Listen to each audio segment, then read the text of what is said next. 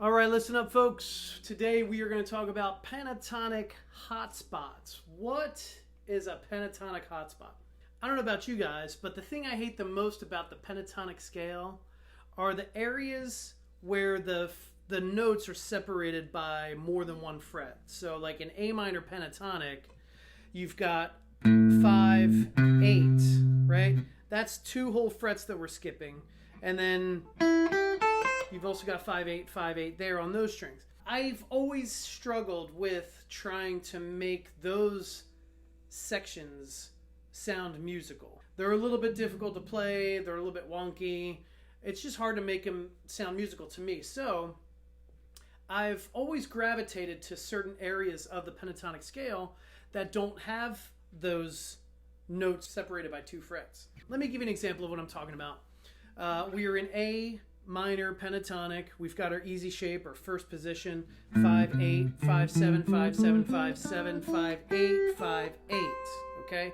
Now, there's a couple areas right in this section of the fretboard that I seem to gravitate to on a regular basis, and I call them hotspots. Maybe you know them as something else, but this is what I call them. So the first one is on the second root note of that easy position, right? Our first root note is A, which is the 5th fret on the low E. The second one, an octave higher, is going to be the 7th fret of the D string, right? So my hotspot that I'm talking about is 5, 7, 5, 7, 9. Okay? Those 5 notes, I can noodle around in that area all day, right? And never get bored. So one of the things I really like to do in this spot is, because this string, the G string, has 3 notes of the pentatonic scale on it, I like to take that second note and bend it up to the third one and then bring it down again. And I always like to land on my root note, right? So if our root note is the 7th fret of the D string, land there. It puts a period at the end of the sentence, right? It makes it sound like you know what you're doing, right? So now also in this area, because you've got a lot of notes that are grouped together, right? 5, 7, 5, 7, 5, 7. This is a great area to do some double stops, right? So you can put your index finger on the 5th fret of the D and the G string, and then maybe hammer on. I like to hammer on and pull off, and then end on the root.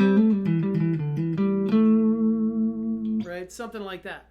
Another hotspot for me is still part of that easy shape, right? You've got your high E string easy shape A minor pentatonic is 5, 8.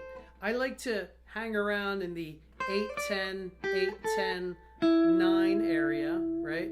So, and our root note's right there, the 10th fret of the B string, right? So I can go.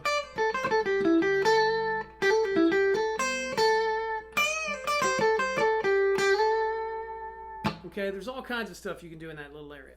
One other hot spot of this easy shape is 2 frets down from your root of the 5th fret of the low E. So 3, 5, 3, 5.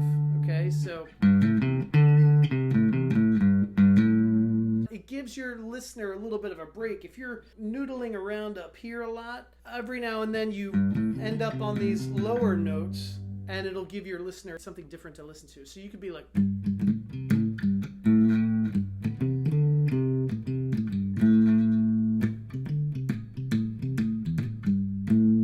something like that. So if you combine those hotspots, all 3 of those hotspots, you get what a lot of people call an extended shape that starts from the 3rd fret here and goes all the way up to the 10th fret here. So if we were to connect them all together, it might sound something like this.